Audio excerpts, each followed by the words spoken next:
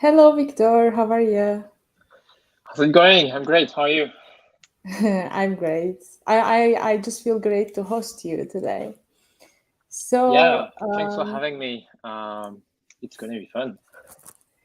so Victor is a researcher at Hugging Face, and he's the co-author of the paper that we are going to discuss. He's actually the first author, so that's pretty cool. Yeah, um, would you like to yeah. Thanks for introduce having yourself a me. little? Yeah, so I'm Victor. I'm a researcher, like part of the science team at Hugging Face.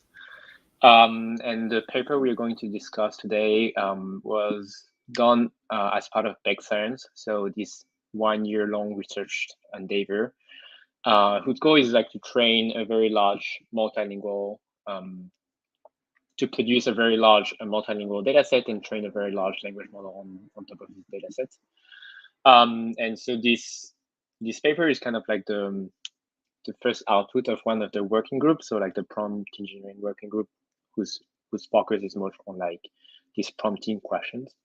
And so yeah, I'm one of the main authors, like Albert Webson, Colin Raffles, Stephen Beck are like the four main authors, but I want to highlight a bunch of different authors who like really like did an incredible job, like just like sketching out a lot of things, like including the experiments, like the collection of prompts, etc. So including like Ling Tang, Arnaud, um, Marouf, just like a bunch of people. Like I'm probably forgetting like some of them, like Zaid, Antoine, Kevin. Yeah, there's like a very large collaboration of like 40-ish different authors, and of course like Sasha Rush, who like was like crucial like in like sketching out like the design and like the whole paper. Awesome. Can you explain the main question you're asking, the main idea of the paper to start with? Yeah. So we basically like started like this endeavor by just a fascination of GPT-3 and like the zero shot capabilities of GPT-3. Like so GPT-3 is kind of able like to do with a non-trivial performance a lot of stuff in a zero shot fashion, right? You just give a description of the task that you are targeting and maybe like a couple of priming examples, so like pairs of XY, um, annotated XY that you just want to do. Um, and you feed this description of these priming examples to GPT-3, and like it's able like to do in a non-trivial fashion, in a non-trivial performance, like a lot of different tasks, like question answering, sentiment analysis, natural language inference, like just a ton of tasks. And for a long time, we just thought that it was like in the community, we thought that it was impossible, like just to get these kind of like zero shot abilities. Like at least it wouldn't be possible to get these kind of performances without any supervised signal. And so we kind of like started like with this fascination and like very just like interest in this question of like non-trivial performance on zero shot tasks. And to a certain extent, these abilities in GPT-3 kind of like feels accidental in the sense that GPT-3 was mainly trained um, on just like a massive corpus of web text, right? Um, you put a massive model with a lot of parameters, a massive data set, and you train auto-recursively. So like the loss is like literally just for a given context, predict the next word. And so like there is nothing like really in this training signal that tells you like to do like zero or few short learning here, right? And so the question we want to ask here in this paper is like, can we make these zero shot abilities less accidental, right? And so the research question we're interested in is, can we induce like strong zero shot generalization by doing explicitly multitask training, like multitask learning? And so what we did is we literally took a bunch of supervised data sets that were already public and out there from the Hugging Face dataset library, and we prompted them. So we created a small text templates that convert a supervised dataset and the examples in the supervised datasets into a text-to-text format. So a dataset, like in a simplified way, is a pairs of X, Y, right? And we wrote some text just to convert this XY pair into a text-to-text format, right? So if you take sentiment analysis, for instance, then the small function, the text function that convert into a text format would be, is this review negative or positive? And then you would feed the review, and the model would be expected to output like positive or negative, right, the label. And so we wrote just like a bunch of prompts for this supervised data set, targeting like diversity of tasks, targeting diversity of prompts. And then from this collection of prompted data set, we train massively multitask model. So we took like a semi-giant model and trained it into the text-to-text format in a massively multitask fashion. And the main results is that we see like strong zero-shot performance, and sometimes quite often outperforming GPT-3, like on held out tasks, or like tasks that you've never seen during the training. Held out tasks, we outperform GPT-3, while being 16 times smaller than GPT-3. So when I talk about GPT-3, I'm referring to the full size model, like the 175 billion parameters model. And with just a model of like 11 billion parameters, we get like better performance on a set of held out tasks in a zero-shot fashion. And we have other results on Big Bench with a similar conclusion. But yeah, like the general idea of this paper is just like you take a bunch of supervised data sets, you prompt them, and you train a massively multitask model on top of that to make these zero-shot abilities less accidental. And we kind of confirm that intuition. Cool. When you say text to text, I am reminded of the T5 model actually, not like GPT-3. Can you talk about the difference between T5 and T0? Like, what did you add or improve on top of T5? Yeah. So actually, like the name T0 is like kind of a play on words on top of It's like T5. zero shot T5, you know. Yeah, it's T5 for zero shot. So like we kind of like compress that into T0. And so like the whole story is that the massive model that we took is actually based on T5. So we took so we're not like completely training from scratch. We're like fine tuning a pre-trained model, and here it's like T5. So to be very exact, we took the LM adapted version of T5, which is like T5 was pre-trained with a denoising objective, right? Like you mask the encoder is fed with a sequence, but with mask tokens, and the decoder is like trained to generate the mask tokens. So a denoising objective. The LM adapted version adds a few 100,000 additional steps of language modeling. So you, given the context, you predict the next word. And so we took this LM adapted version and fine-tuned that into the massively multitask setup. And so it's very much like inspired from the text-to-text format, right? Like this encoder-decoder setup kind of like fits perfectly our format where you have just like the prompted examples and like the decoder would output the target, the label. And so actually this text-to-text format was actually introduced like before like T5, like papers like DKNLP, which is a benchmark that cast a lot of different tasks into this kind of framework of like text-to-text format where you give just an input to the model and you expect the model to output generate the target, the label.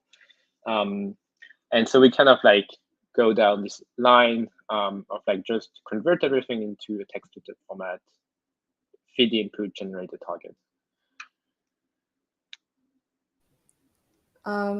Also, from what I get from the paper, the tasks you haven't really trained on, they're also achievable by the with the zero shot capabilities, and you have made sure that those tasks actually didn't exist in the pre-trained T5 as well.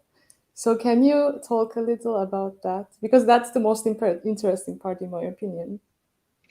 Yeah. So we kind of did a very like thorough selection of the tasks that like Albert Webson like led all this part, but like he did a very thorough selection of like what task are we training on and what task are we evaluating on. And the idea like is that we really want to prove the point on zero shot task generalization in the sense that if we want to claim any zero shot performance, then like we can't see these tasks in the training, either like during the fine tuning and hopefully not during the pre-training. And so like in this HELA task, we have selected like things like natural language inference, like coreference. I'm forgetting like others, but that's kind of like the idea. Is like the idea is that for humans, like easy to do this task, like because like they're like natural language, and then they don't require expert knowledge to perform. And hopefully, like the hope is that one day, like just by giving a natural instructions to a model, like the model would be able to perform the task in a non-trivial way, like with performance that match the human performance, right? Um, and so yeah, like the HELA tasks like include natural language inference, coreference, and stuff like that, but also like the big bench benchmark, which is a collection of extremely funky, should I say, funky tasks, such as like logical puzzles, like for instance, you have like to deduce the order of like some objects. Like for instance, I give you like a puzzle like I have 3 books, one red book, one purple book, and one black book. Like the black book is at the left of the red book, the black book is at the right of the purple book, and like what is the leftmost book, right? This is like the kind of like task that are in Big Bench, and we also saw like strong um, generalization performance on Big Bench. But all these Big Bench tasks are like so like funky, so like esoteric that like we are sure that like they had never appeared in the training. Because like in the training we have, I would say, quote unquote classical NLP dataset, such as summarization, question answering, sentiment analysis, text classification, but nothing as esoteric as that, right? So we kind of like selected this set of training sets and this set of held at task, in the sense that hopefully there won't be any overlap between the two of them. It's actually quite cool. I'm usually not impressed from most of the papers, but I was seriously so impressed about the whole concept of training on separate tasks and not training on the specific set of tasks and actually evaluating on them, because that's a huge generalization and you actually trust your model to do that. Can you specify the training and validation sets here? So you said, well, in validation set there's Big Bench and there's NLI, and in the paper it's actually said that as humans we aren't trained on NLI, but we do NLI by default, and I had a pretty good laugh on it. Can you specify the training and the validation sets? Yeah. So as I was saying, like in the training we have some variants of question answering. We have some form of sentiment analysis, summarization, topic classification. We also have like paraphrase identification. So like one of these famous data sets is like the Quora question pairs, like where you have to identify whether or not 2 questions are kind of like the same, have the same meaning. And yeah, in terms of tests, like we have natural language inference, coreference, word sense disambiguation, which is like the kind of the problem of like, for instance, the word bank in English kind of have like two meanings. Either it can mean like the financial institution, or like the bank, like the river. So like it's given like a sentence with the word bank inside, and like you have to decide whether that's like the first meaning or the second meaning. And other tasks like sentence completion, which I have like to decide what's the best sentence ending for a given premise. And all these big bench tasks, like very funky. One that I like a lot is the misconception task, which is basically you have to decide, like the model has to decide whether a given premise aligned with a common misconception. And yeah, so like these are like very funky tasks. And what's funny is that like when we release like the inference widget, when we release the model on the hub, on the Hugging Face hub, like people were actually also like testing a bunch of like other funky tasks. And that was just like very funny just to see like the imagination of like people. Yeah. I actually really like that. I talk to T0 from time to time. Last time I talked about it, I talked about Dune with T0, and it was like, it was quite, um, I don't know how to say this. I asked about it, about the villains and stuff, and it was quite rude, but I was like, you get me, you know. So in the paper, like in T5, they are actually training with strict prompts, as far as I remember. Like you have to say, summarize this or translate this. In the paper, there is you have you have written that there is a variety of prompts, and you have actually generated them. So can you talk about that? Yeah. So the token, I don't exactly remember how they call it, but the prompts in T5 are like kind of like a single token, like maybe two, but like a really short kind of code that indicates what is the task that you expect the model to perform. We kind of took the next step, which is like humans communicate in natural language, and like they write and talk in natural language, right? And they explain things in natural language, right?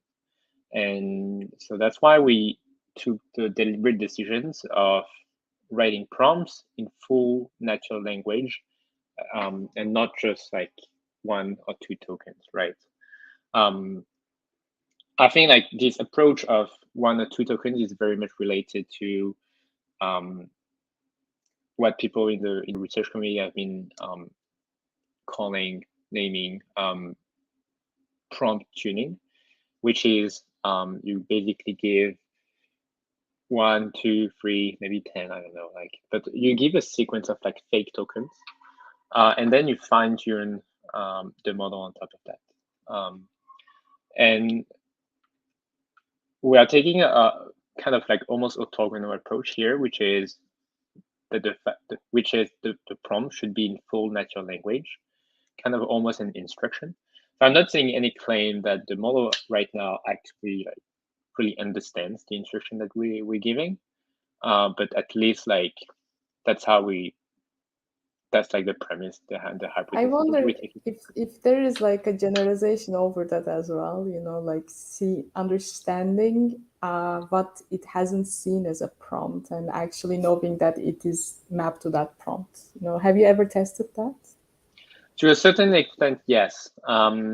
So we have experiments on that. Basically, like we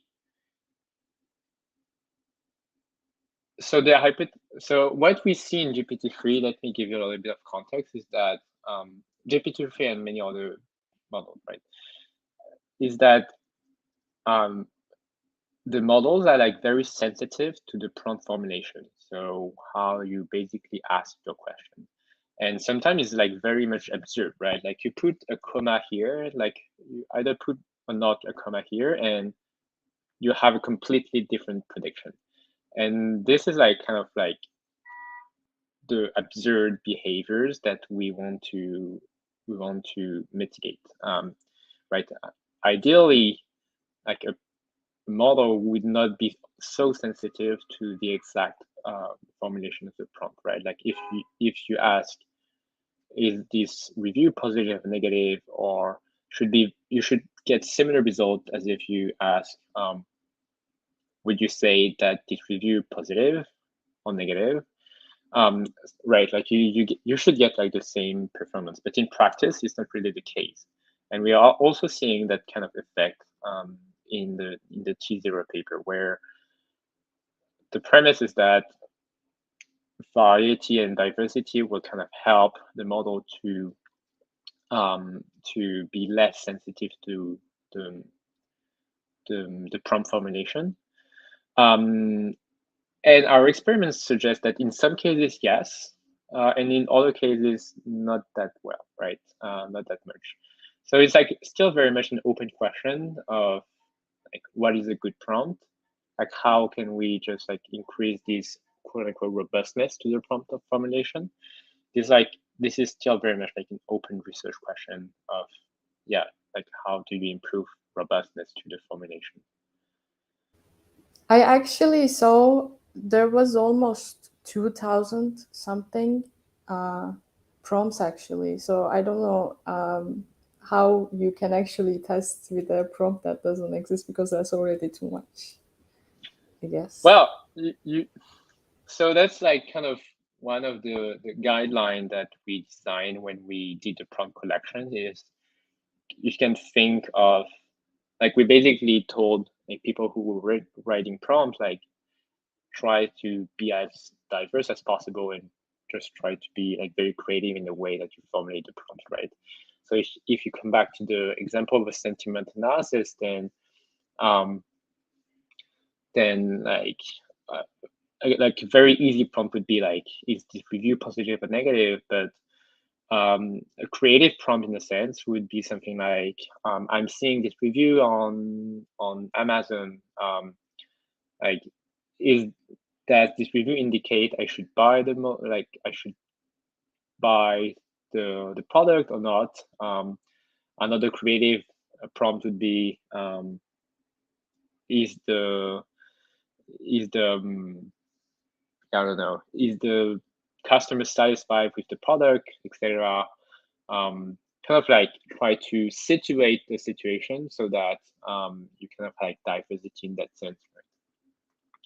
And so that was like a big emphasis of like the prompt collection. Going back like to previous question, that was like a big emphasis on diversity during the prompt collection, because like the main hypothesis is that this kind of diversity will help the model like to be more robust to the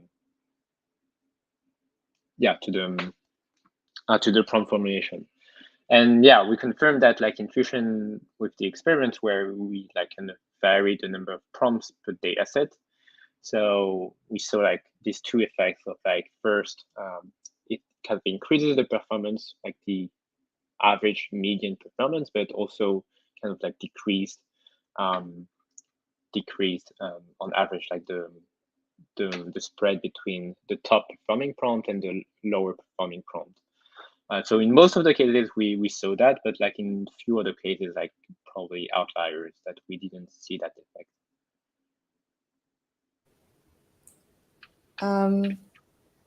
Can you talk about the difference between the variance of T0, T0, T0 plus, and T0 plus plus? Yeah. So that's funny. So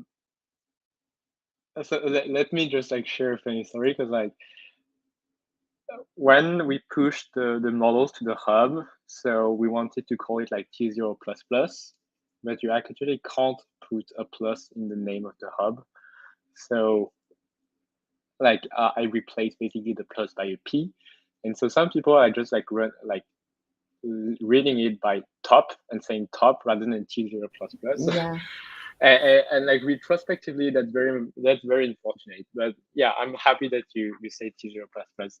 Um, so what are the difference between t0, t0 plus, and t0 plus plus? So it's mainly like the training sets. Like the only variation is really like the training set that we are like feeding to the model during the training. So t0 is kind of like almost like the baseline, but in t0 plus we added to the training mixture the GPT-3 evaluation datasets, and in t0 plus plus we added the GPT-3 eval dataset plus the superglue datasets.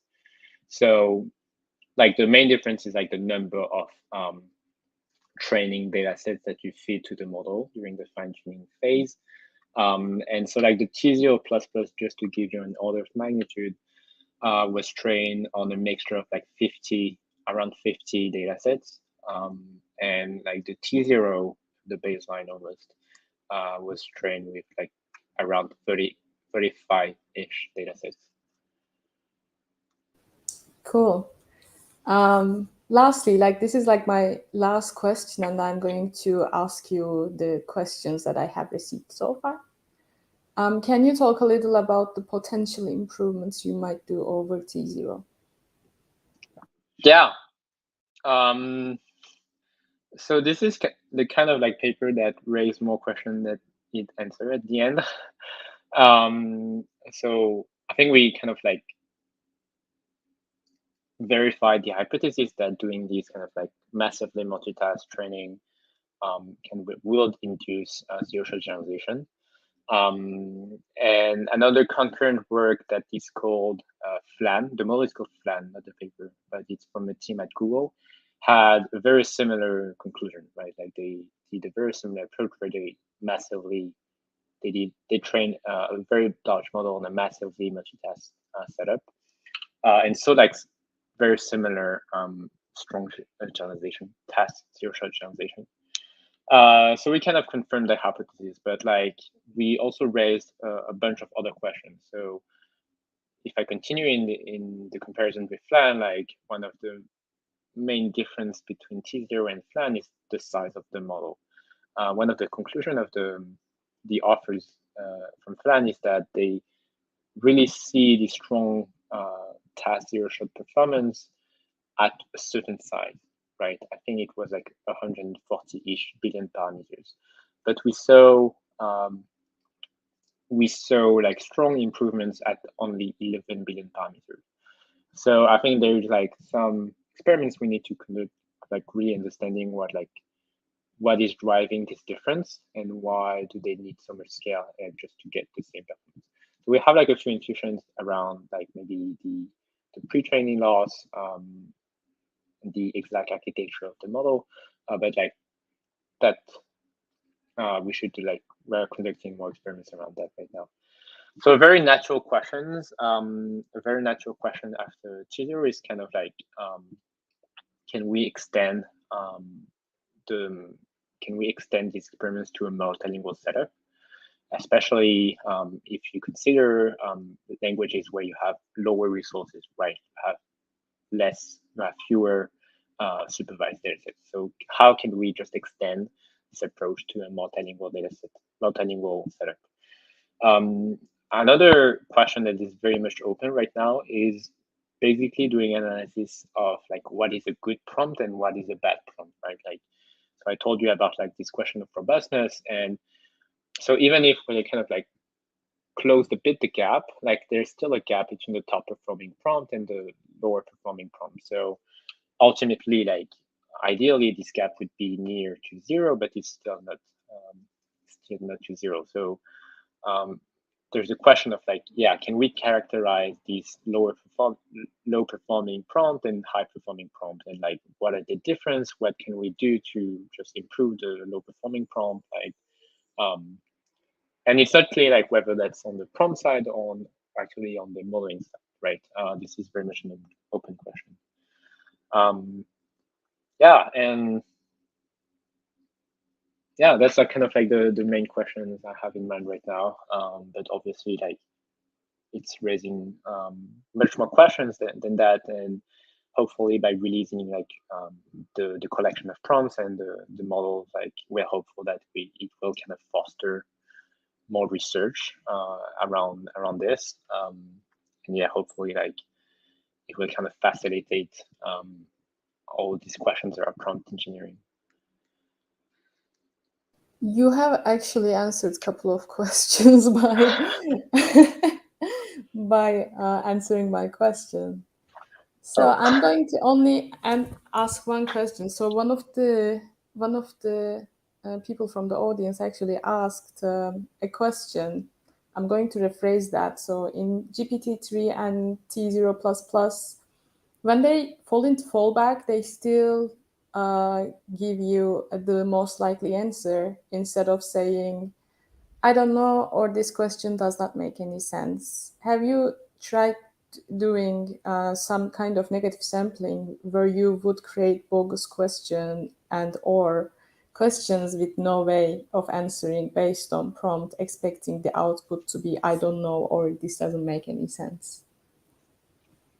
yeah, that's a good question. So we thought about that. We didn't end up doing that explicitly as a way like just to create more samples. However, like so not in T0, well, actually in T0 too, but like, so there are a couple of data sets. I'm thinking, for instance, of Squad V2, Duo RC, which actually contains this type of question where um, you basically don't have enough context to answer. So like this, like an unanswerable question, basically, right? Like you have a question and you have a context, but actually you don't have enough information in the context to answer the question you're asking. And so we fed the model these kind of instances during the training, and yet it's not really clear, and we're still kind of like analyzing this aspect of what's happening here, because even if we fed that to the training, the model is not frequently, or at least not as frequently as we expect, outputting these kind of I can't answer, right? It should be outputting and generating this I can't answer, or like this is an unanswerable question, like around like I don't know 10% of the time in Squad B2. I'm like coming up with this 10%, but that's the if it was perfect, that it would output that 10% of the time, right? And it's actually not doing that. So this is kind of like one of the failure cases of T0, T0 plus, and T0 plus plus is that all these I call that calibration, but like to be very precise, is like unanswerable inputs. And yeah, this is like one of the failure cases that we don't really understand. That's probably coming. We have like a few hypotheses. One of them is that it's coming from like the training mixture and like how you sample the task. But we still need like to do more investigation of that.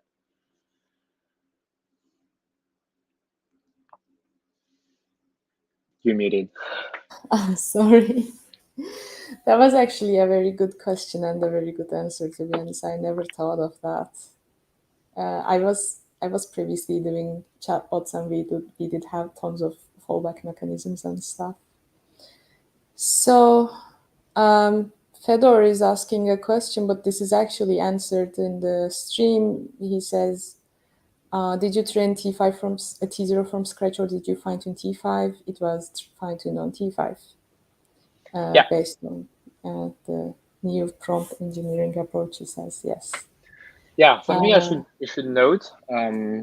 Speaking of fine tuning, but something I should note is that the performance that we see with T0 plus plus, like basically all the variants, are still like very much behind like the standard fine tuning, right? So I think you can get like a very strong performance just by taking a BERT large and fine tune just on NNI, right? But that's all. That's kind of like the upper bound of what we could get, like ideally, and just like highlights how much we still need like to make progress. Like just like there's a big room for progress here. Um, but that's almost like two orthogonal questions. Like the goal was not like just to outperform like a standard functioning, was really like just to see task zero shot generalization here. Indeed, that's what we have seen with GPT-3. They said you don't need to fine tune for anything anymore. So, yeah. Thank you so much for coming. I was actually very amazed by the paper, and it's a great. I really enjoyed our talk. We should do this more often, I guess. Yeah. Well, next time I next time I'll have a next time we'll have a paper, then like Are I'll ping you you. are you currently working on a paper, by the way? Are you allowed to talk about it? Yeah, I mean like I'm allowed to talk about like what is happening in big science, like since it's very much like an open science endeavor. So like I mean like everything you do is in the open. So like everyone can check what's happening, but just to give you an order of like just to give you a few ideas, um we are kind of exploring the few questions that I mentioned earlier about like kind of like what we do after T0. But like in general into big science, then we are like converging to having just a large multilingual data set covering very broadly each language and kind of like the each type of sources for these languages. And hopefully we will converge very soon to just like training this massive language model on this massive multilingual data set. Yeah, so that's kind of like the work that is happening right now. And yeah, hopefully there will be artifacts that we can share. So like the data set, the, the language model, but also like papers that analyze these artifacts. Yeah. Awesome. Our talk ends here because we don't have any more questions. Have a nice day to you, I guess. Thank you so much for having me. Thank you That so was much fun. for coming. Yeah, that was fun. See ya. Awesome. Have a great weekend. You too.